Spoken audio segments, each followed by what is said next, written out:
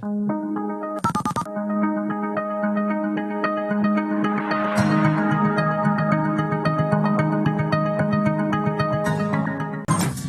Cárdenas informa. Todas las noticias, todas las voces.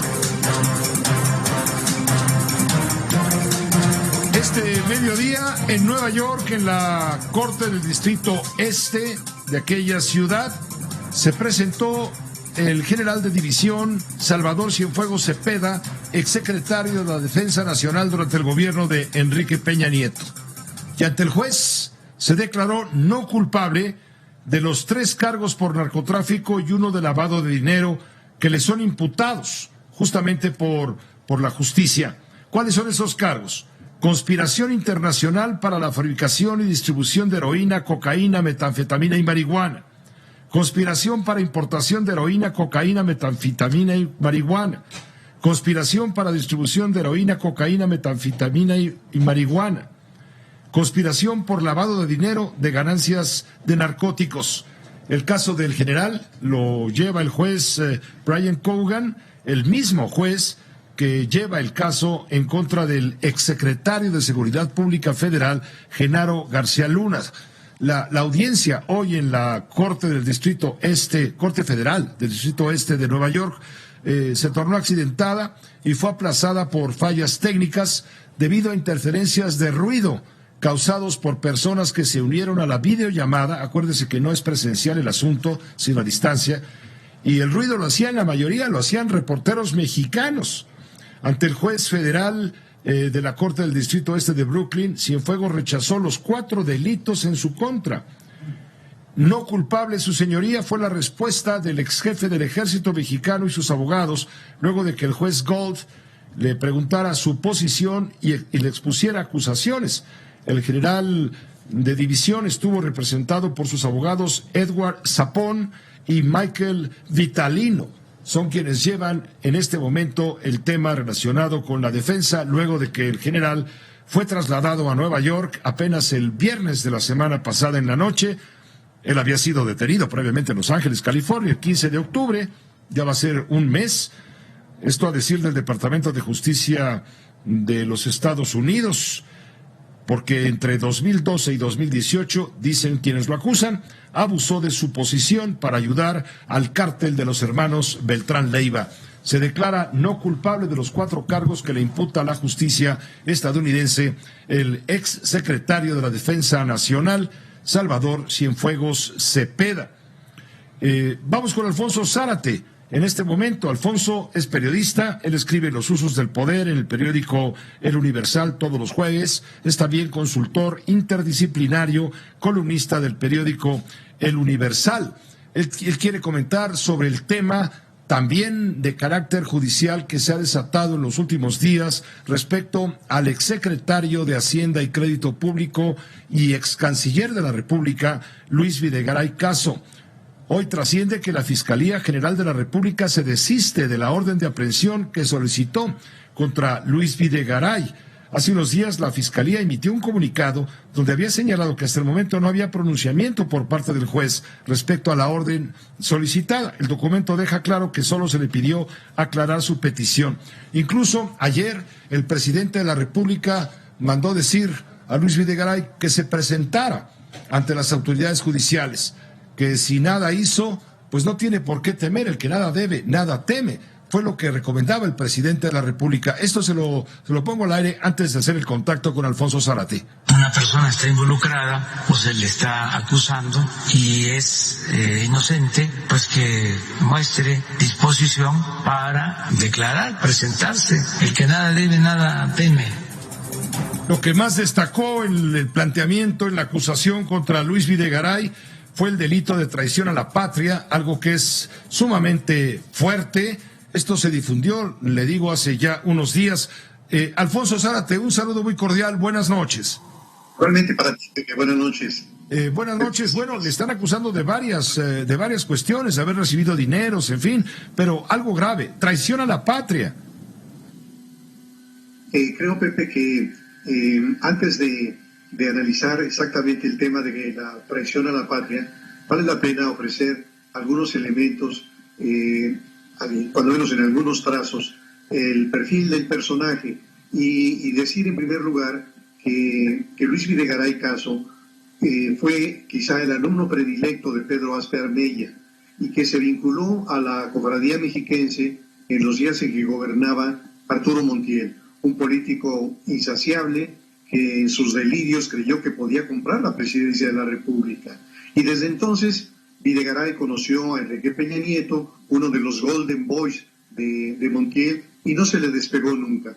Es muy probable que la relación de Peña con Videgaray se fincara en la seducción que Videgaray ejerció sobre el mexiquense, porque Videgaray es todo lo que no es Peña: sus finas maneras, su elocuencia, su dominio del inglés, su doctorado en el Instituto Tecnológico de Massachusetts, y entonces, desde la campaña presidencial, Videgaray se convirtió en el poder tras el trono. Y para ofrecer un asomo a la fuerza de Videgaray dentro del equipo de Peña Nieto, vale la pena recordar que la llegada de José Antonio Meade al gabinete, así como la llegada de muchos otros egresados del Instituto Tecnológico de México, del ITAM, a posiciones claves del gobierno de Peña, se debieron al influjo de Videgaray. Menciono, entre otros, Alejandro Díaz de León, gobernador del Banco de México, Virgilio Andrade, que fue secretario de la Función Pública, Fernando Aportela, subsecretario de Hacienda, Julio Alfonso Santaella, presidente de INEGI, Jaime González Aguade, presidente de la Comisión Nacional Bancaria y de Valores, entre otros integrantes de la Hermandad Itamita. El perfil de Videgaray es un perfil arrogante, narcisista, y supo aprovechar muy bien esta relación con Peña Nieto en beneficio personal y en beneficio de sus cercanos.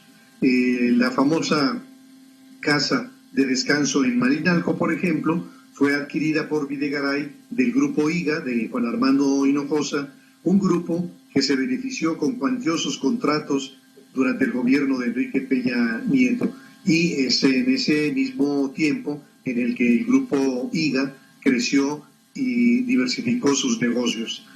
Pero no solamente tenía un buen respaldo en México, sino también reconocimientos internacionales. Hay que recordar que, por ejemplo, la revista británica The Banker lo mencionó como secretario de Finanzas en el 2014.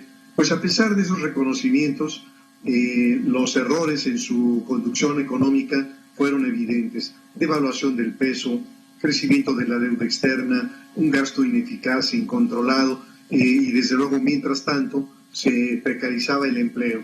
Y desde luego Videgaray es el creador, el inventor de decisiones, digamos, tan cuestionables como la famosa invitación al candidato Donald Trump a venir a la residencia presidencial y darle un trato de jefe de Estado. Y naturalmente lo que pasa ahora en estos días es que las delaciones de Lozoya sobre Videgaray lo señalan como el hombre que distribuía finalmente las propinas de Odebrecht. Entonces, yo creo, Pepe, que sin duda Videgaray puede ser acusado de muchos delitos: de cohecho, de peculado, de asociación delictuosa, de enriquecimiento ilícito, de operaciones de procedencia ilícita, entre otros. Sin embargo, el de traición a la patria me parece un despropósito. La Fiscalía General de la República tiene la responsabilidad de armar una carpeta sólida, porque una pifia en este caso de tanta relevancia sería imperdonable. ¿Es Videgaray un traidor a la patria?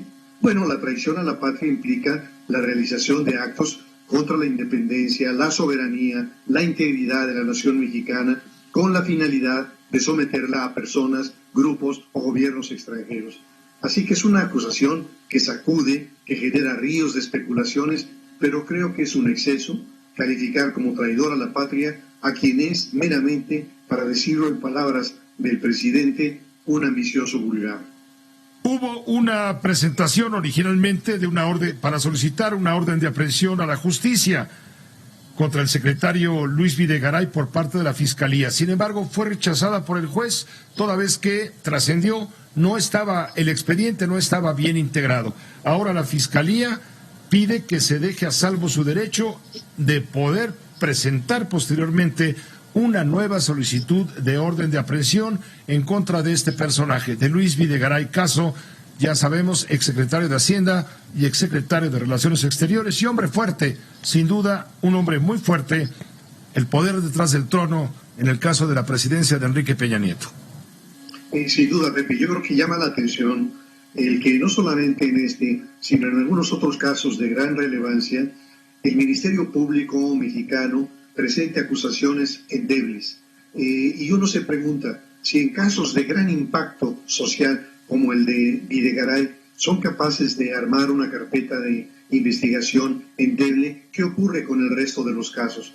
Ojalá que el hecho de que el juzgador lo haya regresado para pedirle a la Fiscalía que arme de una manera consistente y sólida sus acusaciones sirva para presentar estas denuncias, porque desde luego lo que conocemos, lo que es, visto públicamente sobre los excesos del grupo que encabezó Enrique Peña Nieto es verdaderamente asombroso y muy cuestionable. Y desde luego en todo eso, la figura central fue Luis Videgaray, desde la campaña como coordinador de la campaña del candidato Peña Nieto, pero después, como decía yo, dentro del equipo, él era el que ponía y quitaba a miembros del gabinete, incluyendo a José Antonio Meade. Así que el tema es fundamental y naturalmente que si alguna posibilidad tendría Videgaray de hacerlo bien, es que ganara Trump, porque hay que recordar también que Videgaray ha utilizado muy bien su cercanía